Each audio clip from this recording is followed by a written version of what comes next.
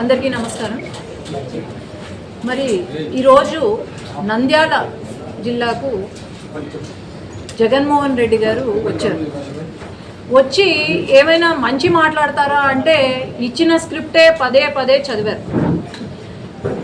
అసలు 5 సంవత్సరాలుగా ముఖ్యమంత్రిగా ఉన్నప్పుడు ఎప్పుడూ కనపడలేదు మా నంద్యాలలో. ఎమ్మెల్యే ఎంపీలకు మినిస్టర్లకు కూడా ఎప్పుడూ కూడా అపాయింట్మెంట్లు కూడా ఇవ్వలేని జగన్మోహన్ రెడ్డి గారు మరి ఈరోజు వచ్చి మాట్లాడుతుంటే మరి ఏమనుకోవాలో అర్థం కావట్లేదు. అసలు ఫ్యాక్ట్స్ ఏంటి అంటే, అవును ఖచ్చితంగా తెలుగుదేశం పార్టీ ఇలాంటి సంఘటనలు ఏవైతే ఉన్నాయో ఖచ్చితంగా బాధాకరమైన సంఘటనలు మా ముఖ్యమంత్రి గారు చంద్రబాబు నాయుడు గారు ముఖ్యమంత్రి గారు కూడా కరెక్ట్గా చెప్పారు. ఏమంటే ఎక్కడైనా ఇటువంటి సంఘటనలు జరిగితే మాత్రం ఊరుకునేది లేదు అని చెప్పారు. కానీ ఈ సంఘటనకు కారణం ఎవరు? గత 5 సంవత్సరాలుగా ఈ ఎవరైతే ఉన్నారో ఇద్దరు గ్రూప్స్ ఏవైతే ఉన్నాయో మరి నిన్న శిల్పా చక్రపాణి రెడ్డి గారు ప్రెస్ మీట్ పెట్టారు. మరి ఇక్కడ ఈయనే కదా, ఎవరున్నారు ఆయన పక్కన? ఎప్పుడో నుండి అతను వైసీపీ పార్టీకి సంబంధించిన వ్యక్తి.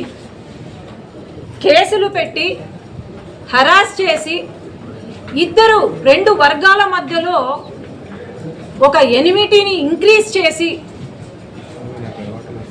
మరి దీనికి కారణం ఎవరు? శిల్పా చక్రపాణి రెడ్డి గారేనా? ఈనాడు వచ్చి లేదు చంపేశారు అని రాజకీయం చేస్తున్నారు.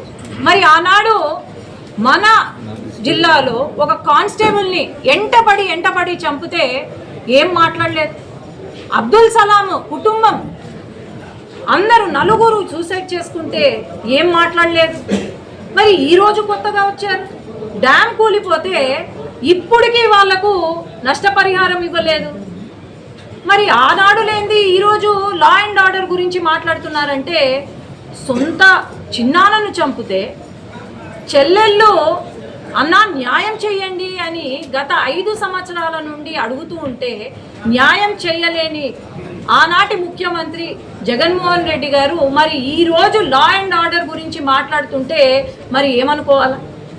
2 వర్గాలు, అది వైసీపీ పార్టీలో ఉన్న వాళ్ళు గొడవలు సృష్టించింది మీరే, అన్నీ చేసింది మీరే. మరి ఈరోజు ఈ సంఘటన జరిగింది కాబట్టి ఇది జరిగింది కాబట్టి ఆయన వచ్చి ఇక్కడ రాజకీయం చేస్తుంటే ఏమనుకోవాలా? ఇది ఖచ్చితంగా మేము ఎందుకంటే స్క్రిప్ట్ చదివారే తప్ప ఇంకా ఏం లేదు. ఆయనకు ఫ్యాక్ట్స్ తెలియదు, అక్కడ ఏం జరిగిందో తెలీదు, ఏమీ తెలీదు. ఈరోజు తెలుగుదేశం పార్టీ గురించి మాట్లాడుతున్నారు. మరి సంక్షేమ పథకాలు కరెక్ట్గా అందాయా? జయమన్న అంటే జగనన్న అంటున్నారు. మరి ఈరోజు ఖచ్చితంగా చంద్రబాబు నాయుడు గారు చెప్పిందే చేస్తున్నాం. 30 రోజులైంది వచ్చి అధికారంలోకి, అప్పుడేనా ఆయన మాట్లాడేది? అలాగే ఏమన్నంటే మాటకు ముందు మాటకు తర్వాత రెడ్ బుక్ అంటారు. ఇంకా లోకేష్ అన్న రెడ్ బుక్ రాసుకున్నారే తప్ప రెడ్ బుక్ తెరవలేదు. మరి తెరిచిన తర్వాత వీళ్ళది ఏంటి, వీళ్ళ సంగతి ఏందో నాకు అర్థం కావడం లేదు. అనవసరంగా నోరు జారద్దండి. అనవసరంగా వచ్చి ఇలాంటి రాజకీయాలు చేస్తే మాత్రం ఎవ్వరూ కూడా సహించరు. ఇప్పుడు వరకు ప్రతిపక్ష హోదా కూడా లేదు. మీరు ఇలాంటి నాటకాలు, ఇలాంటి డ్రామాలు చేస్తే మాత్రం ప్రతిపక్ష హోదా కాదు కదా, మీకు పొలిటికల్ పార్టీ కూడా లేకుండా పోతుంది. నా సజెషన్ యాజ్ ఎ డాక్టర్, మీరు అక్కడ ఏదో లండన్లో ట్రీట్మెంట్ తీసుకుంటున్నారంట, దయచేసి లండన్లోనే వైఎస్ఆర్సీపీ లండన్ పార్టీ అని పెట్టుకొని మీరు రాజకీయం చేస్తే బాగుపడతారేమో అని నేను అనుకుంటున్నాను.